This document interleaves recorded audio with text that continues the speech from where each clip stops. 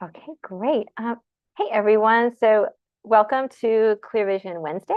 My name is Trisha Kirby. I work on Claudia's team, and I am the guest host today.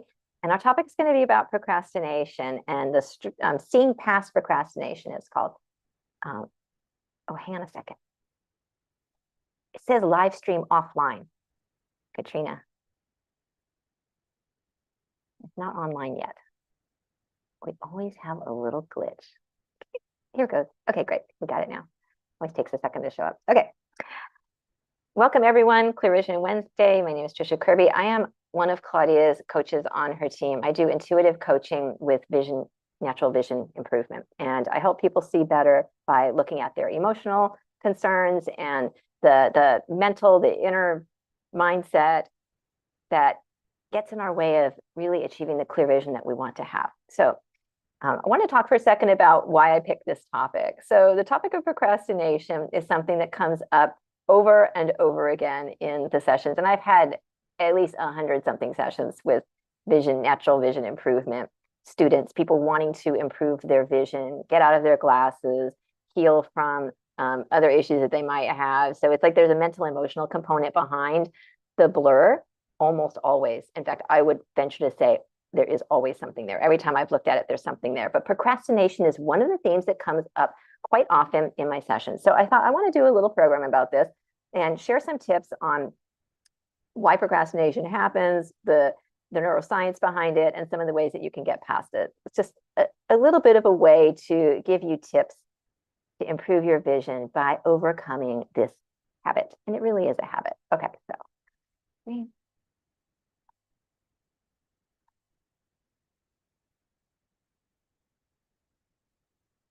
Okay, seeing past procrastination. And I made this PowerPoint presentation really fun. I want this to be a topic that's enjoyable and not something that's really heavy, because it could be a heavy topic. So I would like it to be a fun topic, and you'll see that in this talk.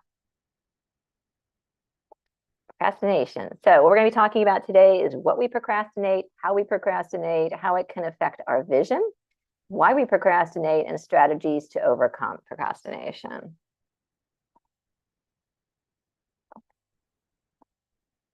Okay, so what is procrastination? Procrastination is the act of delaying or postponing. And I realize that some people may think that it's the bigger things that we procrastinate in life, but I'm going to invite you to look at it's the combination. Yes, it's the bigger things, but it really is often the smaller things that we do all the time that contribute to the bigger things that we procrastinate. It's a habit.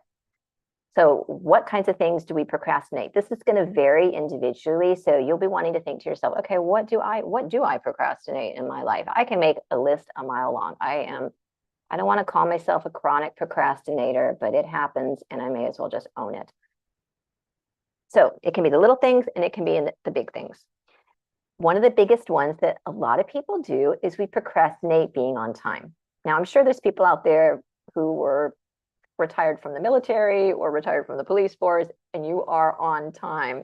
But many of us run a little bit late. And you can ask Claudia, that is me. I have a tendency to run a little bit late. So we procrastinate what it takes to get ready and actually be on time and show up in life. That's like the little things.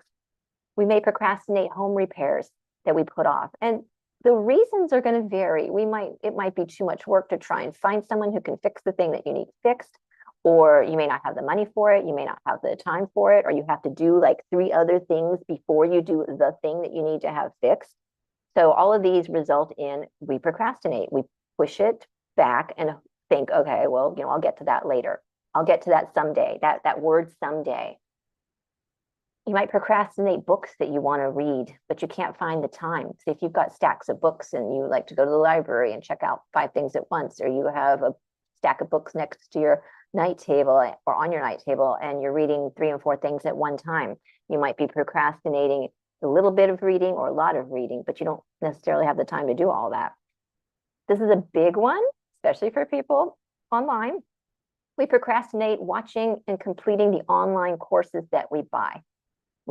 How many people do that? It's like shiny object syndrome. We consume, we buy the course, but then we don't actually finish it. Or we'll start it and we'll get like 1 or 2 trainings or modules in, and then we'll get distracted and we don't finish it. And this is an epidemic, even amongst the people in Our circle, we use a platform called Experientify, and they've gamified it to make it more fun and more enticing to complete it. But even they know that generally speaking, online courses have a low rate of completion. People procrastinate, they get distracted, they don't finish. This is a big one. This comes up in sessions all the time. Organizing or cleaning out a space. Can be a garage, can be a home. And there's lots of different reasons. There's not just one reason that people would procrastinate this. It can be they don't want to go through the old memories. They don't want to give things away. It can be, these loving links to the past.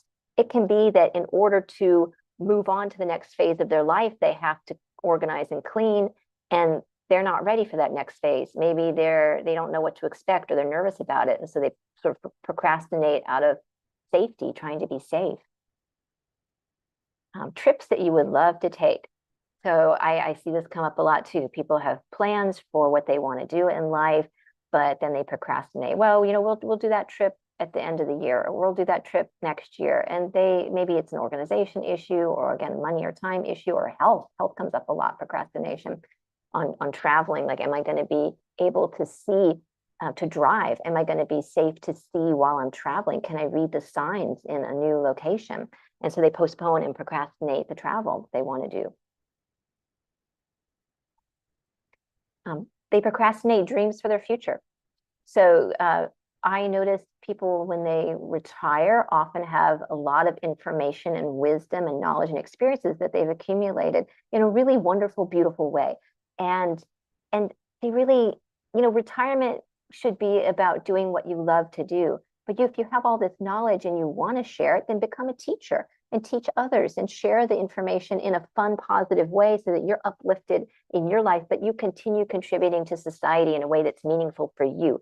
You get appreciation, you get admiration, the students are learning things, people are loving being around you. And so be willing to share that. And I put the chef in here because I want to tell the chef cat, because I want to tell a little story about this. Procrastinating your dreams for the future. So I had a client a couple of years ago, and they called me asking unrelated career, not related to career. It was a question about relationships. So I answered that in the first 5 minutes. And then I said, what other topics do you want to ask about? And they didn't have any. And I said, well, okay, let me look for a second. So I looked and I thought, oh, okay, there's a career thing. So I said, what are you doing in your career? And they said, I'm about to go to school for restaurant management. And I intuitively felt, no, like that's not a good resonance. Like I didn't tell them, no, you can't do that. I said, it doesn't resonate well with me. So I said, let's look at this for a second. I said, well, what school are you going to? And they said Cordon Bleu, which is in England, and top-notch, incredible school. It was the right school, but the wrong program. So I said, well, what other programs are there that you would be interested in? And they said, well, maybe the chef program. And that rang accurate. That was high resonance. Yay, that's the one. So her soul really wanted to do the chef. And then when I said, why are you not doing the chef program? And she said, well, she said, I have anxiety when I cut the vegetables and the food. And she said, I'm just afraid that I'm going to make a mistake. And so that's why I went into the restaurant management. And so when we talked about it and got her to a place where she was not feeling so much anxiety, I said, if you procrastinate with doing what you really want to love, because her soul wanted to be a chef. She wanted to provide joy and love through food and feeding people and helping people be happy that way. I said, if you procrastinate this dream for your future, it's just going to delay it and take longer to get there. And eventually you will get there. Like, you will not feel the satisfaction in restaurant management that you want, because your dream is to be a chef. So, and she understood that. So I'm saying too, if you have a dream for your future that you're procrastinating, you're delaying this wonderful life that's waiting for you. So this is on the bigger side. We have like running late for things, procrastination, and then we have this bigger mission of your dreams for your future kind of procrastination. So how we procrastinate. And again, this is going to be individual to everyone, but I thought I'm going to bring in a few common ways that we procrastinate. So apathy and ignoring. This is basically hoping that it will go away. If we procrastinate it long enough, the uncomfortable change that we're nervous about, afraid of, not interested in, will just go away. So apathy and ignoring it, hoping it goes away.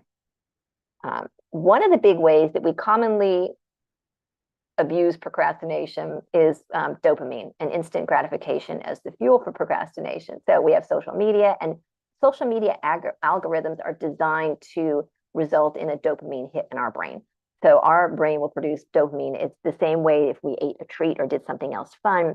And social media, Instagram, Facebook, all these platforms, YouTube, Netflix, even, all these platforms know this, and they engage with you in such a way to produce the dopamine. And it's addictive, and it's a distraction, and it results in procrastination. So like these short-term choices that we make, like what's the next thing we do? What's the next thing we eat? What's the next thing that we consume? Content, news, or activities is the distraction. So scrolling on social media, how many people have gotten on Facebook and 30 minutes later, half hour, an hour, 2 hours, 3 hours later, we are still scrolling the newsfeed. We're reading about things. Maybe we're learning things.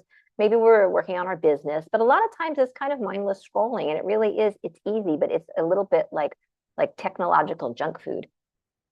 Watching TV, that's another way that people procrastinate. Shiny object syndrome, just whatever happens to be the distraction for you. This is what gets people buying a lot of courses and then not consuming them. We have too many things, and we're like, oh, on to the next thing, and oh, on to the next thing after that. And it even gets into buying clothing, like the retail therapy, going shopping, and we use shopping as I didn't even put that in there, but shopping as a distraction. That can be another distraction too. Like I'll buy the next fashion, or it's like whatever the next thing is. That's the shiny object syndrome. I'm distracted and I'm procrastinating with the next thing. Snacking. Ooh, this is a big one. This is an emotional thing too. There's always emotional ties with snacking, especially if you have cravings, like salt cravings, sugar cravings. There's literally books written on this topic. But it's a distraction, and it's procrastination as well. We'll just decide, okay, instead of working on the project that I need to work on, I'm going to go eat a snack. Or maybe I will self-soothe a little bit from the stress of working on that project by bringing my snack with me. So you'll go and get the snack, and you'll come back, and then you'll work on your project while you're eating your little snack.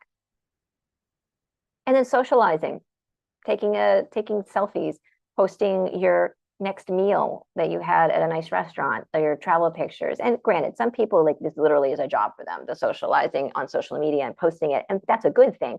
But sometimes it's also a distraction. Like, it's a way to, like, okay, I'm looking now, I'm going to look for the number of likes I got on the post that I just posted, or I'm going to look for some other way that that you'll gain some social approval. It's dopamine again. It's just being aware of that tendency to procrastinate and distract.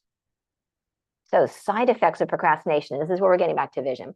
So the side effects can include stress, anxiety, losing sight of one's goals, and there's like a lot of other side effects of procrastination. You could literally like put yourself into financial debt by procrastinating the things that you really need to do every single day. So it can have health issues, it can have financial issues, it can have relationship issues. Side effects can be many, many different things. Yours are going to be unique to you. So the visual impacts of procrastination is stress. The biggest one is stress and our eyesight. It's a sympathetic nervous system activation. So the sympathetic nervous system is the fight or flight response versus the parasympathetic nervous system. And your fight or flight response is just putting yourself into a constant state of stress. So fight, flight, freeze, or even fawn, like people who are inherently, I want to say caregiving, caretaking, but they care too much about others. Like they're constantly wanting to please, the people pleasers. That's also considered a trauma response. So it's a constant internal tension inside of you when you've got this fight or flight going on. And this can be a program that very much runs in the background. You may not be aware of the tension that's running in your life when you procrastinate. And there's this underlying stress of not having finished things. It can cause your eye muscles to become tense and rigid. You're more likely to stare from the stress. Like you're not blinking as much, you're not moving your eyes as much. And there's also this mental and emotional staring. So I was talking about physical staring, but there's a mental emotional staring that you engage in. And by the way, the physical staring goes with social media. When you're on social media, generally speaking, you are staring at your phone. When you are driving home distracted on the way home and you don't remember a single thing you passed on the drive to get to your house, you were checked out and staring. So mental and emotional staring is just a fixation. It's that sort of when you space out in the room and you're just like looking around and sort of parking your eyes without actually being present with what you're seeing. That's this mental emotional staring that we're talking about. And that is stressful for your eyes too. That staring results in blur. That staring results in muscle tension in your eyes. And all of those contribute to the declining vision that we don't want to support. We want to support ways that naturally bring our vision better and create clarity. And stress also results in peripheral vision loss, like the result of tunnel vision. So I had actually had stress after physical stress after a car accident and ended up losing a lot of my peripheral vision. And I didn't know I had lost it. And that's the thing. You don't notice you've lost it until you have it tested. And I was at a Syntonics conference and they tested my peripheral vision as part of the conference. The doctors did. And it was very decreased. It was down to a tiny, tiny, tiny little focal spot of clarity, but I had lost a lot of my peripheral vision. And that was stress. And then, of course, I did holistic techniques to get better from that. Okay, so there's a lot more on this topic of stress and blur and how stress affects your vision. Not procrastination in particular, but on stress in general, on Claudia's channel, YouTube channel, Naturally Clear Vision. And in particular, I want to draw your attention to the episode with Nathan Oxenfeld, the #1 vision habit that keeps your eyesight blurry. So if you just go to her Naturally Clear Vision page, the YouTube page, and you click on the little search icon with the little magnifying glass, you can get to this episode. And there's 40 minutes, and he talks about stress and blur and ways that you can help fix that. Okay, so why do we procrastinate? And again, it's going to be unique to everybody, but there are some patterns here. The psychology behind procrastination, one of the big ones is fears. What are you afraid of? So this is relative to some of the bigger stuff. Like in the case of the chef that I was taught, or chef-to-be that I was talking about, their fear was anxiety around their performance in the job. Your fear it can be any number of things. Fear can encompass all sorts of things, but fear is a big one that comes up with vision as well. So you can have a fear of failure. If something bad has happened in your past and you weren't successful, you're going to remember that and maybe be shy about doing that again. And so you'll procrastinate it. You're going to want to just not do it at all. It can be perfectionism. I find this a lot with people who don't want to step into their power of a career change. Maybe they're expanding their career. Maybe they're retired and they want to go into a completely new and different career, but they think they don't have it right yet. So they become a knowledge, education, wisdom consumer. Like let me take the next course. Let me get the next certification. Let me get the next training. And they're constantly learning, which is fine. It's fine to be a lifelong learner. I know there's some of you on the call, you're going to relate to this statement. It's fine to be a lifelong learner, but there's a point at which you don't have to be perfect to be able to share what you know and help others. So step into that. Even if you're just a little bit of ahead of the people that you're talking to, then you're sharing in a way that's going to help them. So be willing to release that perfectionism that might keep you procrastinating. And it might have emotional roots. So this is a big one too. I find that people moving forward into their dreams or the things they want to create in their life don't, because maybe they think they don't deserve it. Maybe they have shame or guilt around it somehow. And this is, again, it's going to be individual to you. It could be any different thing related to the emotional part of it. But past traumas can cause a reluctance to want to move forward and follow things through. And this is something you can journal on. If you are depressed or needing actual physical therapeutic health care, please go and search out someone who can help you with that. Because sometimes these things, procrastination can go deep, and we need more help than just watching a YouTube video. And past traumas, all kinds of things that happened in our past, little stuff, big stuff. It's funny that when I'm talking with people about their vision and I'm looking back into the past and they're saying, well, I usually ask people like what kind of traumas did you have in your past? And I tune into each one to see, okay, what 1, 2, 3, 4 of them are the ones that more relate to the vision problems that they have. And sometimes it's the little stuff and sometimes it's the big stuff, but you never really know. Like there's no one size fits all on this. Sometimes it's the divorce and sometimes it's the teacher that yelled at you when you were in 3rd grade that the blur set in then. It could be you had a change of school, but all kinds of things equate trauma. And like ACEs, the adverse childhood experience, is something that's good to look at and go down that list and say, did I have any of these in my life? But really, it's anything that felt inescapable, fearful, brought up emotions in you that you didn't feel safe as a child.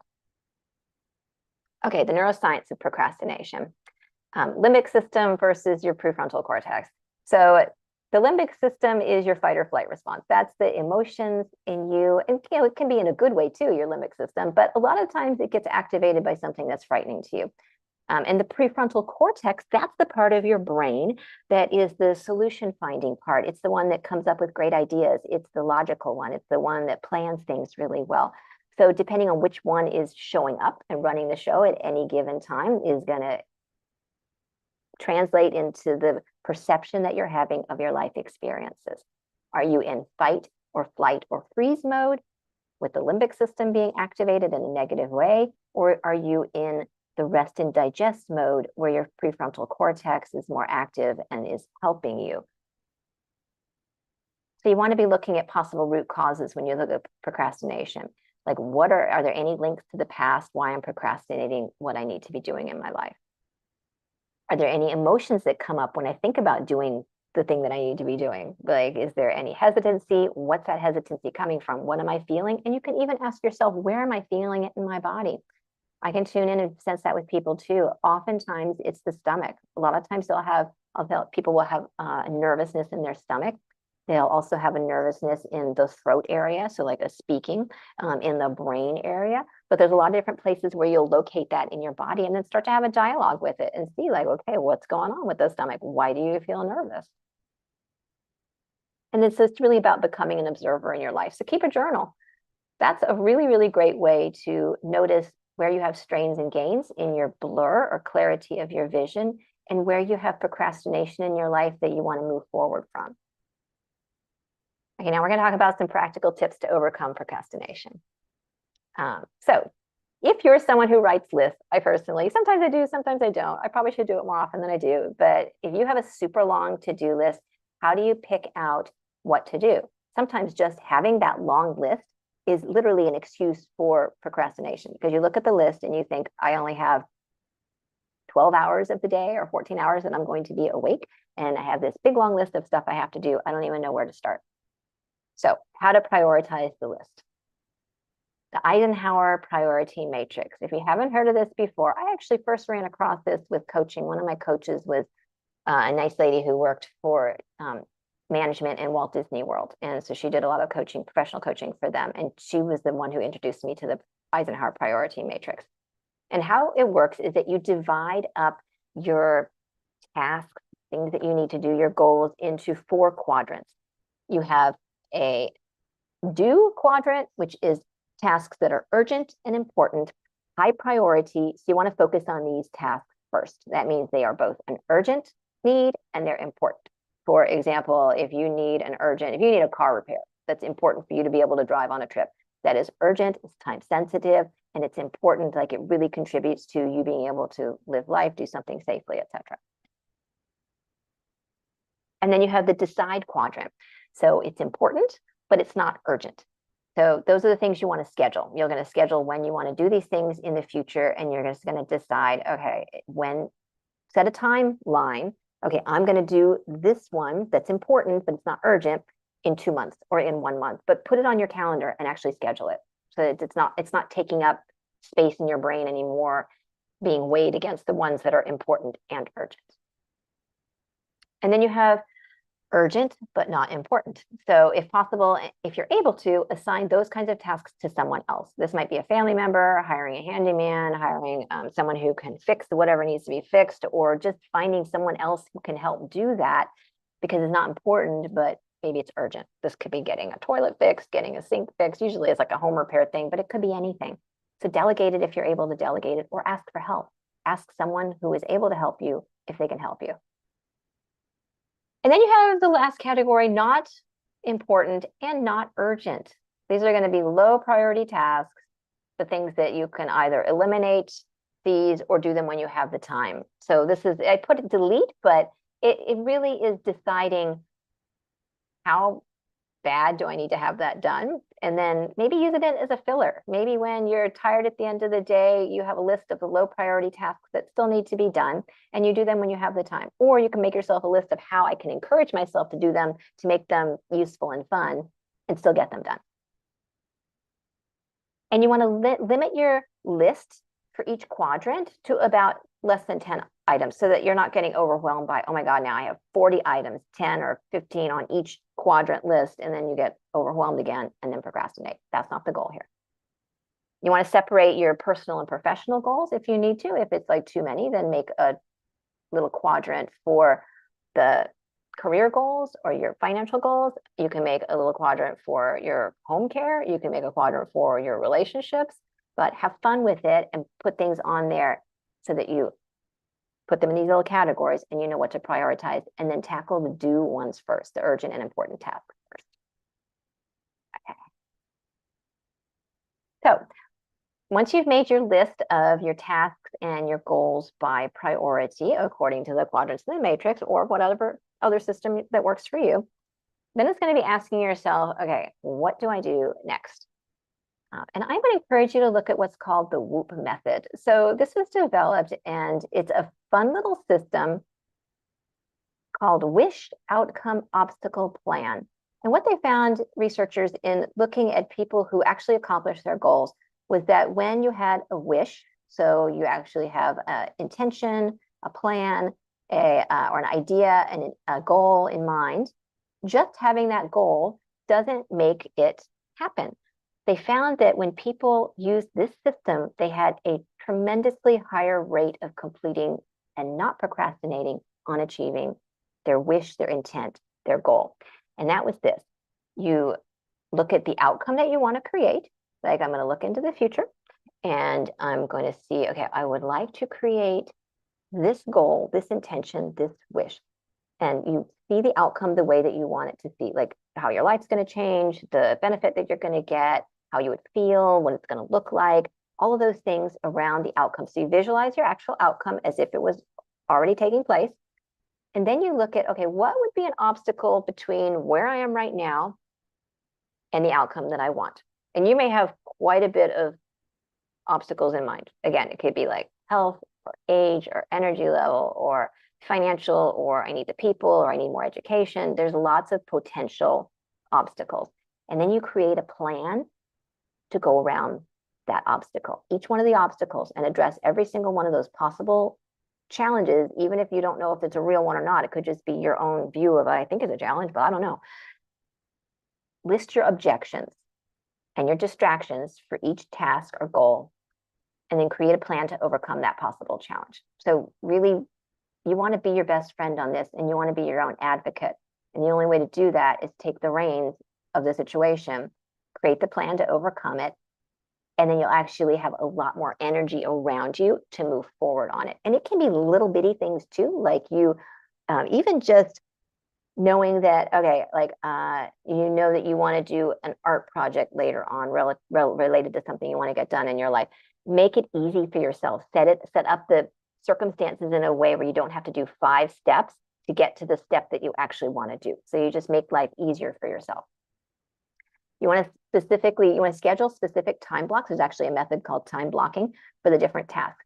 For example, if you know early in the day you have a lot more energy and your brain power is working good and you've got coffee in you or whatever, and you think that's my best time of day, then that's going to be when you want to allocate your energy and attention towards the tasks that need your mental focus. So put those tasks earlier in the day. If you know you're tired at 4 o'clock or 5 o'clock in the afternoon, that's not the time to be doing the mental tasks that take a lot of attention and focus. So put it in your calendar and actually schedule it and say, okay, at first thing in the morning, I'm going to do these 3 things that I need to do, and take those off of your urgent and important list and put those onto the calendar. And same thing with the next couple categories too. Like, put time schedules on the calendar. This is what I want to do when, and put the time there.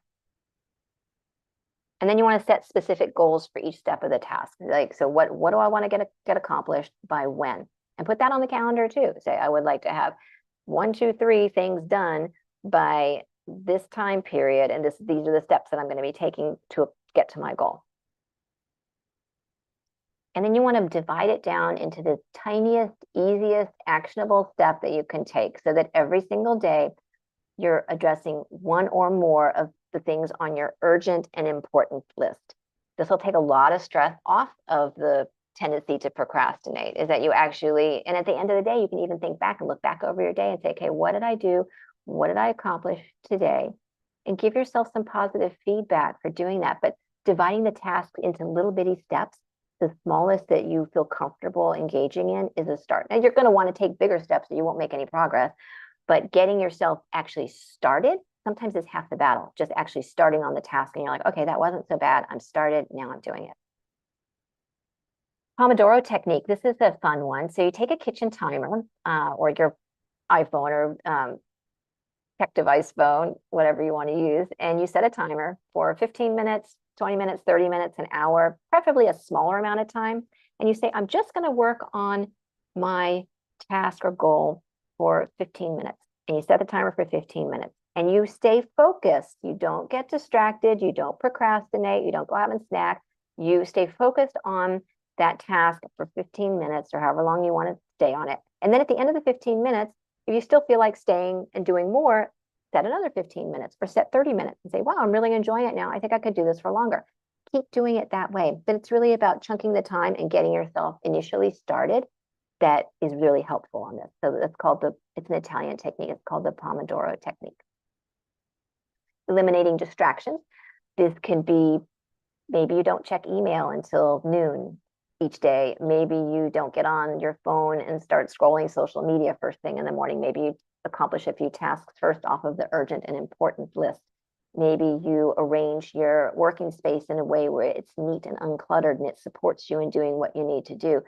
Whatever your distractions are, it can be anything. Sometimes it's just the little health things that you need to do. So you take care of those first. Maybe it's not even about eliminating, but about doing those first. And then making sure that, okay, now I've gotten those distractions taken care of, you know, the kiddies, the children, the family, everybody's fed and happy. They've gone to school. I have my free time now. Whatever is the distraction for you, you've taken care of it and addressed it. And now you can move forward with what you really want to do as a task. And then reward yourself, build habits of productivity. So there's a big movement right now with rewarding yourself. And that goes with, there's books on this, creating good habits. There's atomic habits, there's tiny habits, there's SARC, the micro movements, I think. There's a whole bunch of different things that you can use to encourage positive habit building. But reward is one of them. And that is when you get to the end of a task, you build yourself a little reward. Now, preferably it's a healthy reward, not necessarily, after I procrastinated my health stuff. So now if I go to the gym, I'm going to work out. And then after the gym, I'm going to go have donuts or something. Make the reward be positive rewards and not necessarily a negative type of reward. Even if it feels good, sometimes it's not always in your best interest. So make your rewards positive rewards. And then you want to build these habits of productivity so that you make the productivity a habit. So other tips to overcome procrastination, being self-aware, really tuning into yourself and why you're procrastinating. And this is, again, about asking yourself, okay, why, what am I feeling? What am I thinking?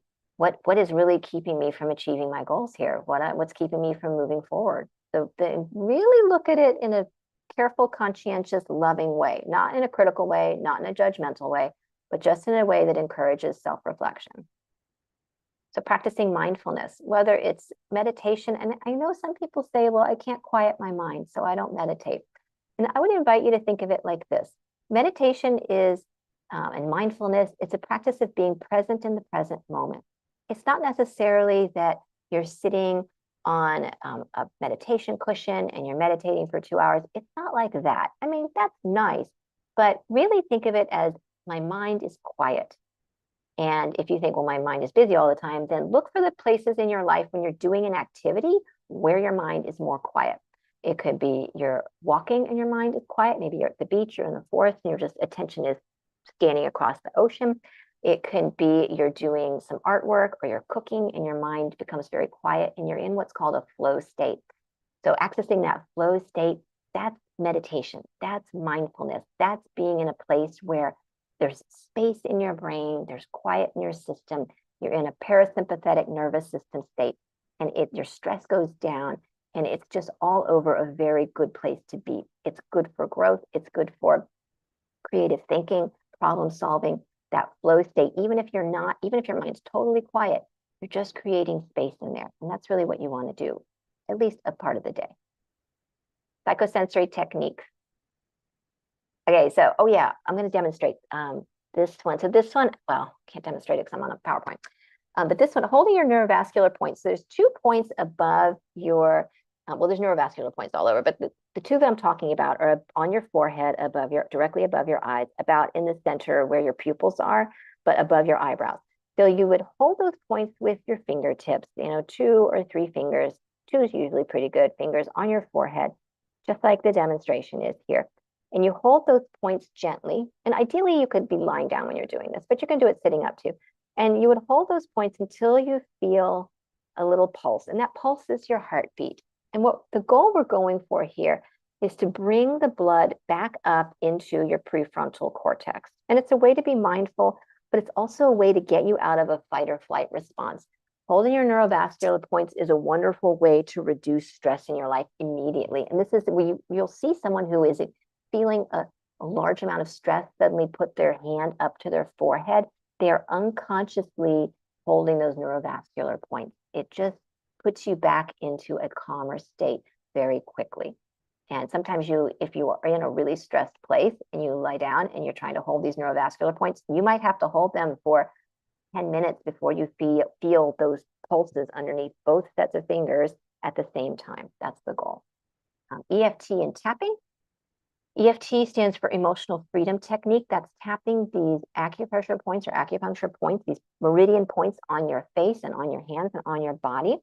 That again is a problem-solving technique. It helps you to decrease stress almost immediately, helps your brain feel better. It's very simple to do. You can look, there's lots of videos on YouTube that you can check out for information on EFT and tapping, and highly recommend it. That's another really good psychosensory therapy. And then havening. So havening, another psychosensory therapy where you're using touch to decrease the sympathetic nervous system response, to bring you out of fight or flight. Use it to help ease challenges or feelings of stress. And you're doing a gentle touch on your cheeks, sort of stroking them backwards from the nose back to the ears. You are rubbing your hands together like you're washing your hands with soap, but you just have your skin on skin, no soap involved. And then you stroke down your arms from your shoulder down to, you crisscross your arms, stroke from the shoulder down to the elbows. So havening. Also, you can find lots of videos on havening on YouTube. Wonderful, wonderful for healing fears and phobias. You can do self-havening on things too. It's a great practice. I'm a practitioner in havening, and I have seen it just work miracles with people. It's super easy. It's very safe. And thank goodness there's lots of people doing it now, and lots of practitioners if you want a practitioner. And then reframing your thinking. If I have learned nothing else working with a trauma psychologist the past few years and working with vision students, it's that our thoughts can drive us crazy. They really can. So reframing what you're thinking about your life and about the tasks can really help. So you want to practice the art of the reframe. Instead of thinking like, I have to do this, this is a chore, it's something that I don't want to do, you're going to reframe it as neutral or positive as you can, and think, well, what are the ways that this could help me by getting this done?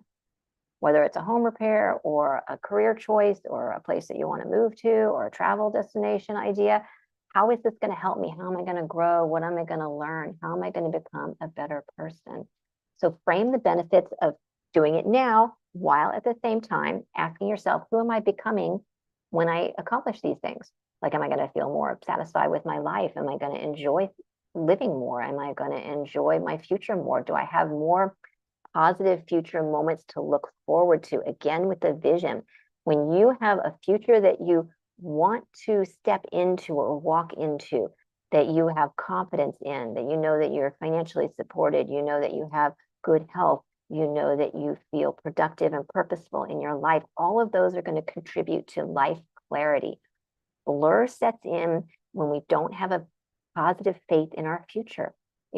That's been one that has come up over and over again. And it's to me, it's really sad to see, because we want people to be excited about the future, to have things to look forward to, relationships that they feel warm about, and a purpose and activities that get them excited, things that they can be passionate about in life. Maybe they have causes that they want to contribute to. So all of these things, use these as a way to say, okay, who am I becoming in life? What's this new person that I'm stepping into, or this best version of myself that I'm encountering? And lastly, self-compassion, being kind to yourself. So the reason I used fun kitty pictures throughout this program was because I really want people to feel like there's joy and fun in not procrastinating. So in actually accomplishing things, and being kind to yourselves means not judging, not criticizing. And if you have a habit of judging and criticizing, then begin to release that and look at ways that you can be your own coach in your own head and your own cheerleader and your own person sort of looking out for you to get the things done that you want to get done off of all of the quadrants in the little matrix there to decide what you want to do next. Okay, so this was about seeing past procrastination, and I'll screen share just for a second. I'm going to go to YouTube to see if there was any questions from anybody. Oh, go to YouTube. Okay, questions. Let me see. ADHD tendencies, perfectionism, habits. Yep. Oh my gosh, with the ADHD, focus, people. Yeah, that's a fun one. Being the best that you can, having a good life. Yeah. Oh yeah, with clutter. So it's funny you mentioned that. And Anna asked a question in the comments on YouTube about clutter. So I did a poll on our, we have a Vision membership. I did a poll about clutter versus procrastination because I was trying to think of what topic to do for this Clear Vision Wednesday talk. And it literally was a 50-50 split. I think it was like 52% clutter, slightly edged out procrastination. But the funny thing was that several people said, the procrastination gets in the way of clearing the clutter and getting organized. So I said, okay, let's do procrastination first. And so that was the topic of today's talk. So if you have other questions, you are more than welcome to, you can message us and email us through the website. You can also contact me separately. I have a website, trishakirby.com. It's my website. You're more than welcome to contact me if you have questions or you want to inquire about a session. I love helping people achieve their highest and best versions of their life and themselves. That is really my favorite thing in life. Yes, so, and procrastination, the whole point of this talk was talking about the stress of procrastination contributes to blur in your life. So I talked about that at the beginning, and you're invited to circle back around. This is something that I have noticed in my intuitive coaching sessions with, I'm not kidding you, well over 100 people, students, that procrastination comes up over and over again as a contributor to blur. That's the whole reason I talked about this. It's in sessions all the time. And moving past that procrastination will help you well on your path to regaining your clarity. It's not just about the physical eyes, it's about the mental, emotional component of living your best life and how we get in our own way by procrastinating and keeping us from what's the best thing for us. Okay, so I'm going to log off now. I invite all of you to check back in next week, every Wednesday for Clear Vision Wednesday. We have wonderful guest speakers. I think Claudia is going to be doing the talk next week. And thank you so much for joining. I really appreciate all of you and happy not procrastinating.